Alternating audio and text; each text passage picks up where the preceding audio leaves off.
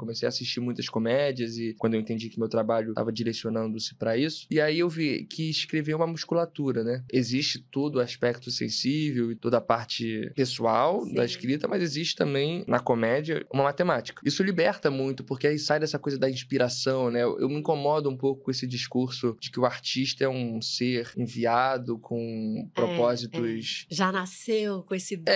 Eu acho isso muito cafona, assim. Eu acho que isso retira até de uma aproximação com o público de, caramba, somos trabalhadores também. E retira o valor de todo o trabalho que se faz. É verdade, com certeza. Eu comecei a escrever e aí essa repetição e entendimento de técnica, cursos, né? A gente tava falando de cursos de roteiro. Tudo isso foi me dando bagagem até que eu comecei a expor, né, na rede social, alguns personagens, algumas criações, algumas sketches que, por sorte e por algum mérito, talvez, tenham gerado tantas coisas legais na minha vida ultimamente, né?